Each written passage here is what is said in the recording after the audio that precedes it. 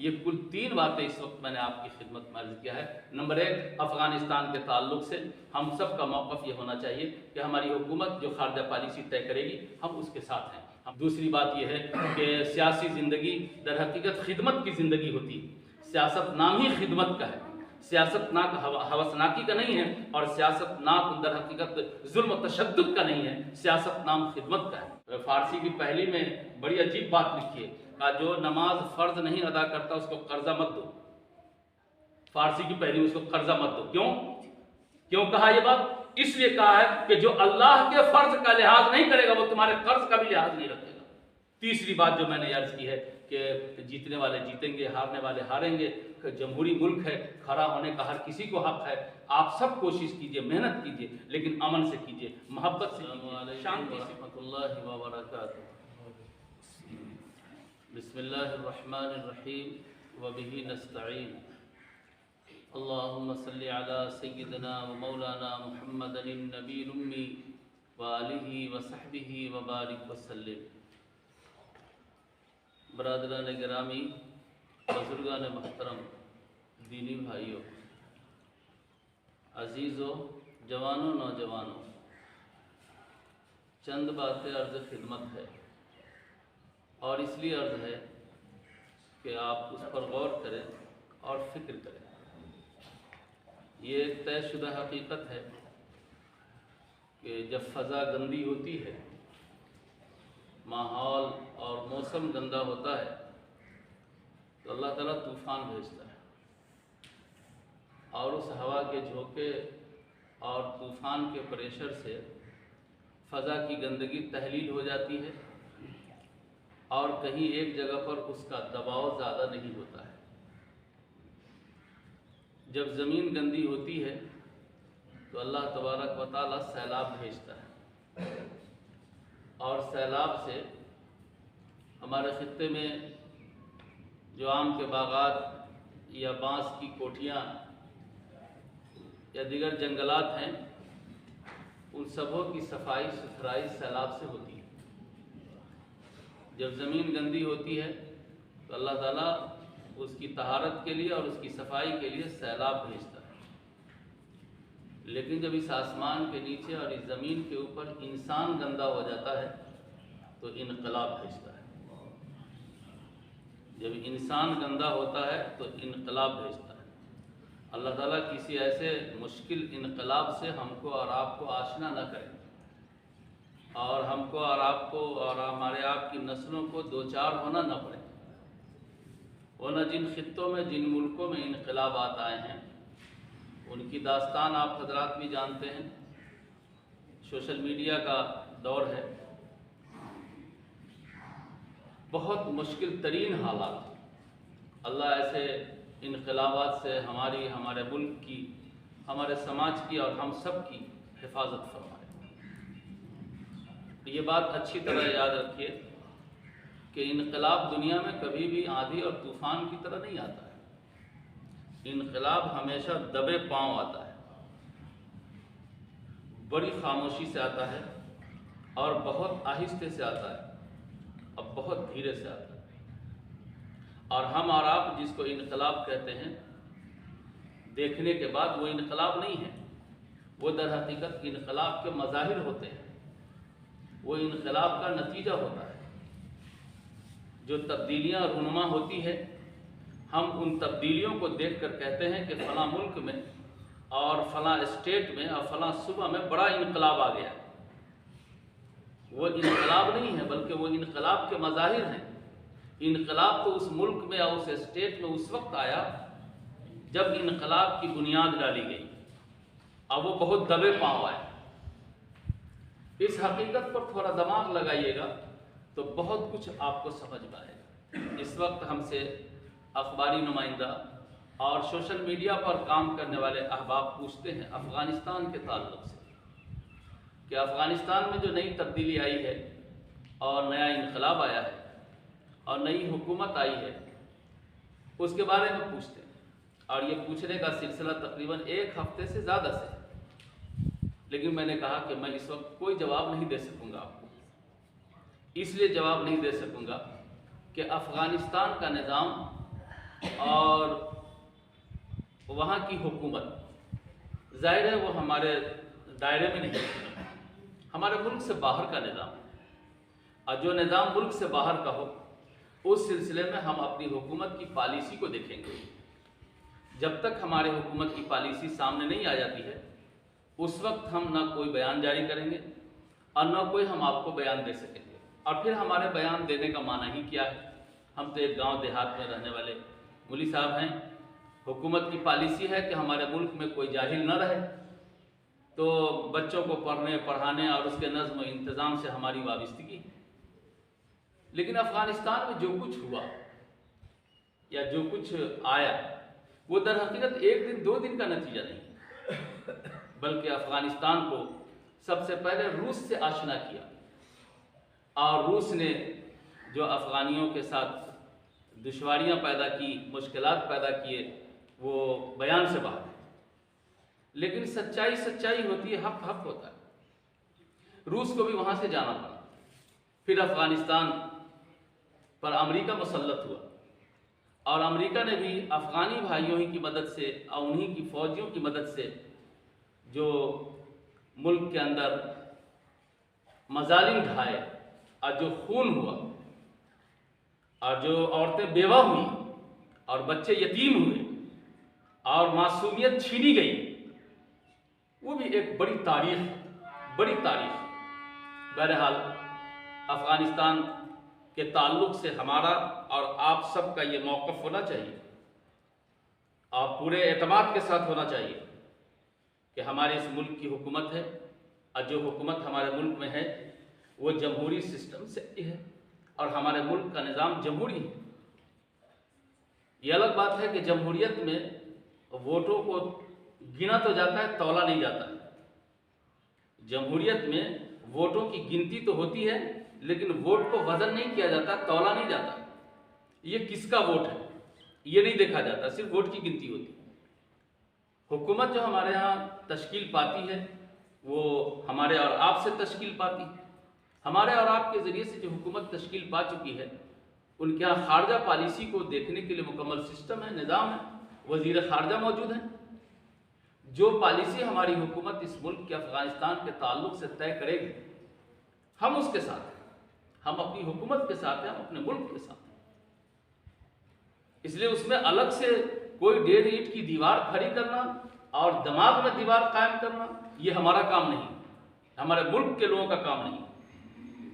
جو لوگ افغان میں آنے والی حکومت کو ہم سے جوڑتے ہیں، آپ سے جوڑتے ہیں، دارالعلوم دیوبند سے جوڑتے ہیں، تبلیغی جماعت سے جوڑتے ہیں، جمعیت علماء ہند سے جوڑتے ہیں، یہ افسوسناک بات ہے۔ مجھے نہیں لگتا ہے کہ ان کے دماغ کا توازن ٹھیک ٹھاک ہے، یا انہوں نے کچھ تاریخ کو پڑھا ہے، یا کچھ ہسٹری ان کے پاس افغانستان کی یا ہندوستان کی ان کے پاس ہے۔ وہ ایک نشے میں مقبول ہیں، ایک دھارے پر چل رہے ہیں، ذہن ایک رخ کا بنا لیا ہے، اور اس کے نتیجے میں کسی تنظیم سے اور خصوصاً دارالعلوم دیوبند سے افغان کے نظام کا، نظام حکومت کو اور وہاں آنے والی حکومت کو جوڑنا یہ افسوسناک بات ہے۔ یہ اپنے ہی درمیان خلیج پیدا کرنا، اپنے ہی درمیان دوریاں پیدا کرنی۔ یاد رکھیے افغانیوں نے اور افغانستان کے لوگوں نے کوئی بہت بڑا کام نہیں کر لیا، وہ کسی دوسرے کے ملک پر قبضہ نہیں کیا۔ اگر وہ کسی دوسرے کا ملک چھین لیتے تو ہم اور آپ کچھ بولتے۔ اب ملک تو افغانی کا تھا، اور افغان پر دوسرے ملکوں نے آ کر کے اپنی عیاری، اپنی دسیسہ کاری اور اپنی ریشہ دوانی اور اپنی زور آزمائی اور اپنی طاقت و قوت کا محور و مرکز بنا دیا۔ افغانیوں نے کیا کیا؟ اپنے ملک کو واپس لیا۔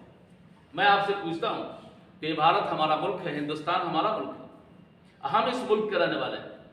اس ملک پر انگریز آئے تو ظاہر ہے انگریز نے ہمارے ملک کو نہ چھینا تھا، اور ہم ہندو مسلم دونوں نے مل کر کے انگریز کو بھاگنے پر مجبور کیا۔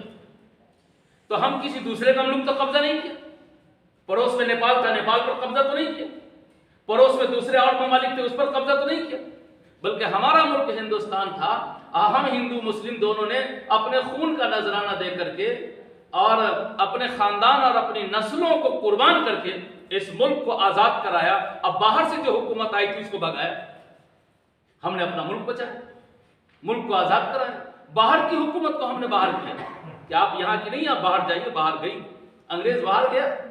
اب بھلا بتائیے کوئی آدمی ہم کو اور اس ملک میں بسنے والے کو یہ کہے کہ نہیں ہندوستانیوں نے بہت زیادتی کیا، انگریز کو بھگا دیا، تو کیا یہ افسوسناک بات نہیں ہوگی؟ ہم نے اپنے ملک کے لیے قربانی دی، افغانیوں نے بھی اپنے ملک کو بچانے کے لیے قربانیاں دی، جنگیں لڑی اور بہت قربانیاں دی، بہت قربانیاں دی۔ اس لیے ہمارے اور آپ کا، پورے علاقے کا، پورے ہندوستان کا یہ موقف ہونا چاہیے کہ حکومت کی جو ہماری پالیسی ہوگی اس پالیسی کے ساتھ ہم کھڑے رہیں۔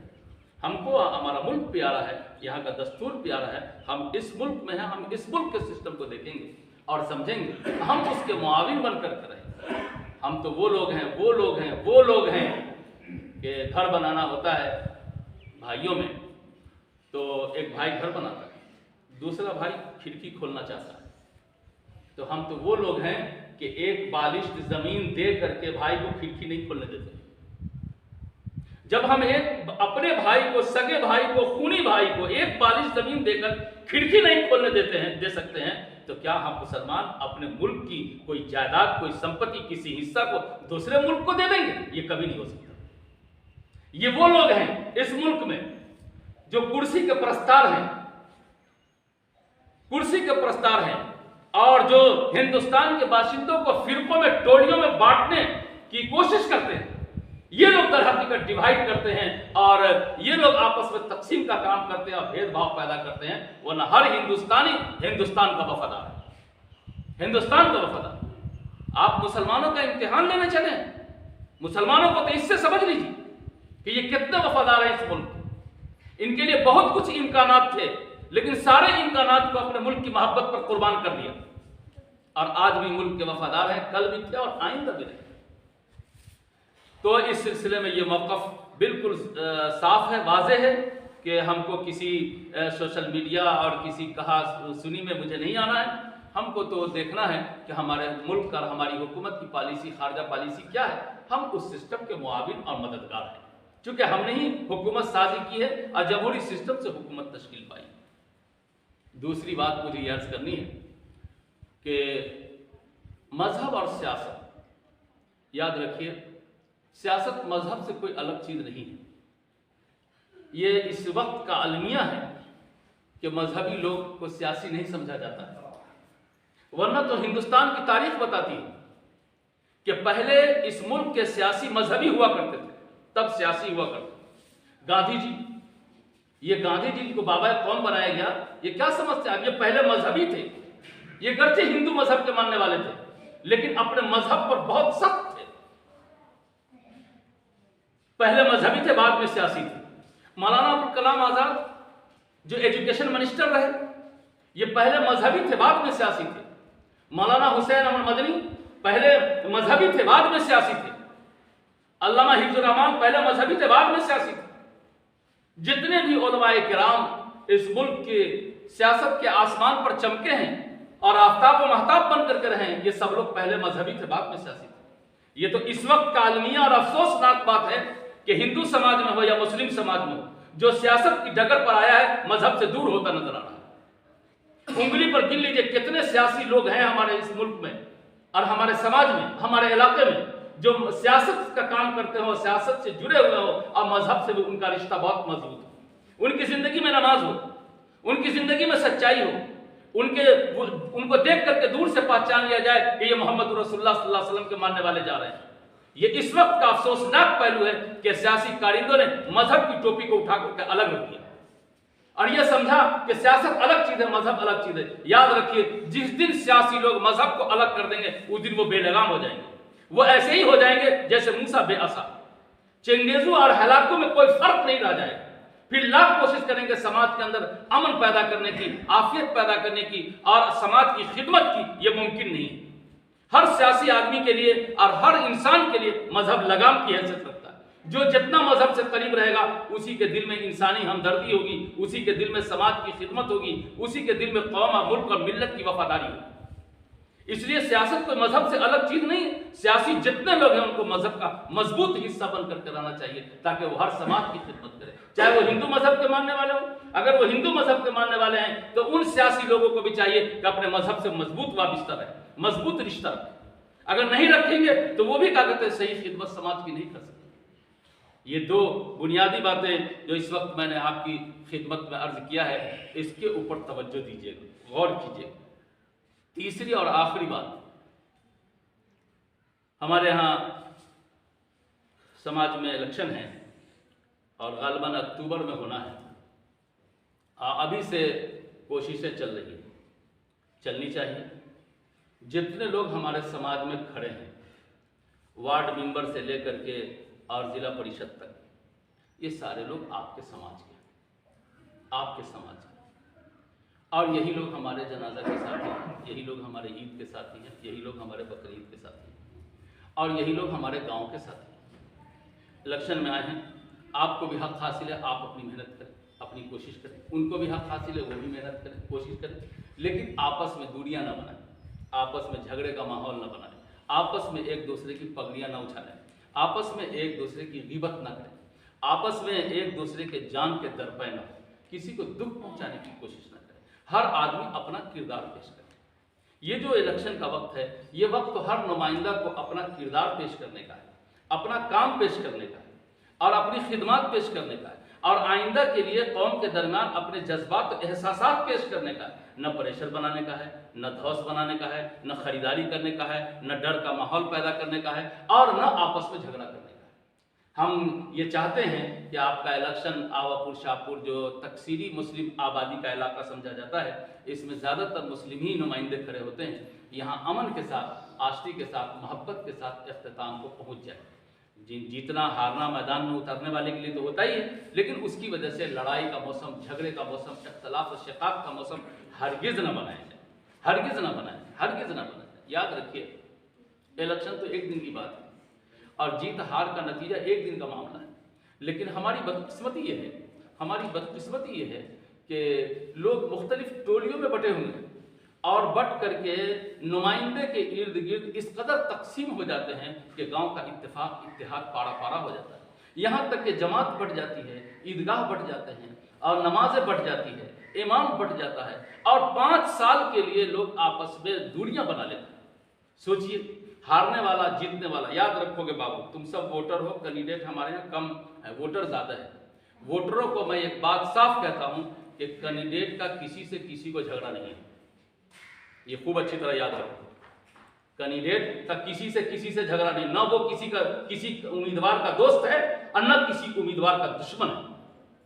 جتنے بھی امیدوار ہیں اور جتنے بھی کینڈیڈیٹ ہیں پورے بہار میں، وہ جتنے امیدوار ہیں، نہ کسی کا دوست ہے آپس میں، نہ کسی کا دشمن ہے، تمام امیدوار ایک ہے، سب کی باتا باتی ہے، سب کا خون چل رہا ہے، اور ہم لوگ جو بٹے ہوئے ہیں ٹولیوں میں ہلے کر رہے ہیں اور ہم سمجھ رہے ہیں کہ ہم ایسا کر لیں گے ویسا کر لیں گے۔ نہیں، آپ اگر سائلنٹ ہو جائیں، آپ ووٹر اگر ٹھیک ہو جائیں تو یہ کینڈیڈیٹ لوگ تو بے بس ہو کر کے آپ کی درباری کریں گے، آپ کی درباری کریں گے۔ میں ووٹروں سے گزارش کرتا ہوں کہ آپ ٹھیک ہو جائیں، آپ سنبھل جائیں، آپ سنور جائیں، آپ اچھے ہو جائیں۔ آپ اچھے ہوں گے، سماج اچھا ہوگا، لیکن آپ اگر ڈیوائیڈ ہوں گے، آپ اگر تقسیم ہوں گے تو گاؤں تقسیم ہو جائے گا، سماج تقسیم ہو جائے گا، محبتیں تقسیم ہو جائے گی، الفتیں ختم ہو جائیں گی۔ ہماری یہ آرزو ہے، ہماری یہ منت ہے، ہماری یہ سماجت ہے کہ الیکشن ہو اور اس کے اندر ہم لوگ آپس میں محبت کے ساتھ رہیں، کوئی اختلاف نہ پیدا کریں، کوئی جھگڑے کی شکل نہ پیدا ہو۔ اگر ہم اچھا نمونہ، اچھا سیمپل پیش کریں گے تو ہمارے لیے مفید ہوگا۔ یہ کل 3 باتیں اس وقت میں نے آپ کی خدمت میں عرض کیا ہے۔ نمبر 1، افغانستان کے تعلق سے ہم سب کا موقف یہ ہونا چاہیے کہ ہماری حکومت جو خارجہ پالیسی طے کرے گی، ہم اس کے ساتھ ہیں۔ ہماری اس حکومت نے بے تحاشا پیسے افغانستان میں خرچ کیا ہے، یہاں تک کہ افغانستان کے پارلیمنٹ کو اس حکومت نے بنایا، اربوں ڈالر روپیہ ہندوستان نے افغانستان پر لگا دیا، اس لیے اس کی خارجہ پالیسی کے ہم ساتھ ہیں۔ دوسری بات یہ ہے کہ سیاسی زندگی در حقیقت خدمت کی زندگی ہوتی ہے، سیاست نام ہی خدمت کا ہے، سیاست ناک ہوسناکی کا نہیں ہے، اور سیاست ناک در حقیقت ظلم و تشدد کا نہیں ہے، سیاست نام خدمت کا ہے۔ اور یہ خدمت کا معنی اس وقت تک سیاست کو نہیں پہنایا جا سکتا ہے جب تک کہ سیاسی لوگوں کی زندگی میں مذہب داخل ہو۔ اگر مذہب نہیں ہوگا تو ان سے کوئی اچھی امید نہیں رکھی جا سکتی۔ فارسی کی پہلی میں بڑی عجیب بات لکھی ہے، کہا جو نماز فرض نہیں ادا کرتا اس کو قرضہ مت دو۔ فارسی کی پہلی میں اس کو قرضہ مت دو۔ کیوں کہا یہ بات؟ اس لیے کہا ہے کہ جو اللہ کے فرض کا لحاظ نہیں کرے گا وہ تمہارے قرض کا بھی لحاظ نہیں رکھے گا، وہ تمہارے قرض کا بھی لحاظ نہیں رکھے گا۔ اس سے پتہ چلتا ہے کہ ہم کو اور آپ کو جو سیاست کی دنیا میں آنے والے ہیں، آ رہے ہیں اور اس میدان میں ہم کام کرنا چاہتے ہیں، ان کو مذہب سے وابستہ رہنا چاہیے۔ تیسری بات جو میں نے عرض کی ہے کہ جیتنے والے جیتیں گے، ہارنے والے ہاریں گے۔ جمہوری ملک ہے، کھڑا ہونے کا ہر کسی کو حق ہے۔ آپ سب کوشش کیجئے، محنت کیجئے، لیکن امن سے کیجئے، محبت سے کیجئے، شانتی سے کیجئے، اختلاف اور شقاق اور نفرتوں کو مت پیدا کیجئے۔ اللہ ان باتوں کو قبول فرمائے اور ہم سب کو عمل کی قوت و ہمت نصیب فرمائے۔ ربنا تقبل منا انک انت السمیع العلیم بحرمت محمد ابو بکر و عمر و عثمان و علی و اصحابہ اجمعین و برحمتک یا ارحم الراحمین والحمد للہ رب العالمین۔